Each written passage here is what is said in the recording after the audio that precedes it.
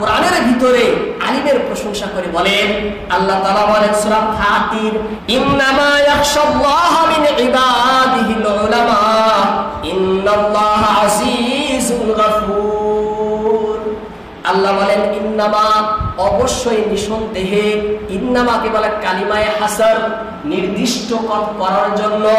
আল্লাহ তাআলা বলেন ইন্নামা ইয়াখশাল্লাহ, আল্লাহকে কারা ভয় করে তোমরা জানো? ইয়াখশাল্লাহ, আল্লাহকে একমাত্র তারাই ভয় করে। এই তারাই ইন্নামা শব্দ বলতেছে, তারা ভয় করে না, তারাই বলছেন আল্লাহ তাআলা জোর দিয়ে বলছেন ইন্নামা ইয়াখশাল্লাহ, একমাত্র আল্লাহকে তারাই ভয় করে মিন ইবাদিহি, আমার সমস্ত বান্দাদের মধ্য থেকে।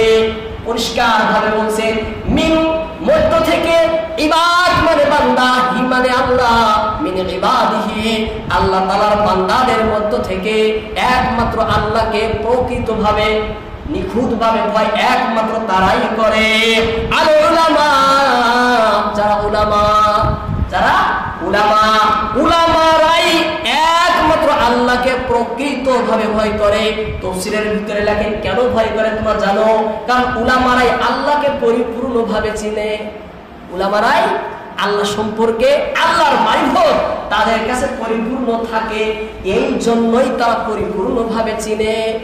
আল্লাহ বলেন ইন্নাল্লাহা আজিজুল গফুর, তারপরে সতর্ক করে দিলেন উলামাদেরকে এই আয়াতের মাধ্যমে, এ উলামারা তোমরা শুনে রাখো, ইন্নাল্লাহা, নিঃসন্দেহে আল্লাহ তাআলা আজিজ।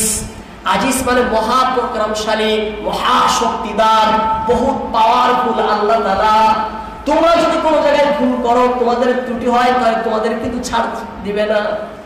এদিকে ইঙ্গিত করার জন্য আল্লাহ বলছেন ইন্নাল্লাহা আজিজ, আল্লাহ বহুত শক্তিধর।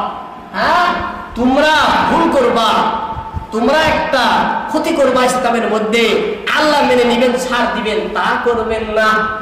এবার তোমাদের চেষ্টা থাকবে যাতে ভুল না হয়, তোমাদের চেষ্টা থাকবে যাতে ক্ষতি না হয়। এরপরেও যদি হয়ে যায় না জানায় অজানায়, আল্লাহ বলছেন গাফুর, চিন্তার কোনো কারণ নাই, তিনি ক্ষমা করে দেবেন। গাফুর বলছে না, তিনি কি করে দিবেন? ক্ষমা করে দিবেন। কয়বার ক্ষমা করবেন? গাফুর বলা হয় বারবার ক্ষমাকারীকে, গাফুর বলা হয় যিনি বারবার ক্ষমাকারীকে বলা হয় গাফুর। একবার যে ক্ষমা করে তাকে আরবিতে বলে গাফির, একবার ক্ষমাকারীকে বলে গাফির, বারবার ক্ষমাকারীকে বলে গাফুর, গাফফার। আল্লাহ কি বলছেন? বারবার আমি ক্ষমা করি, বারবার আমি ক্ষমা করি। তাহলে গোটা পৃথিবীর ভিতরে একমাত্র উলামারাই কি করে? হক্কানি প্রকৃত উলামা যারা, বিশেষ বিশেষজ্ঞ যারা, তারা একমাত্র আল্লাহকে ভয় করে, তাই ভয় করে না।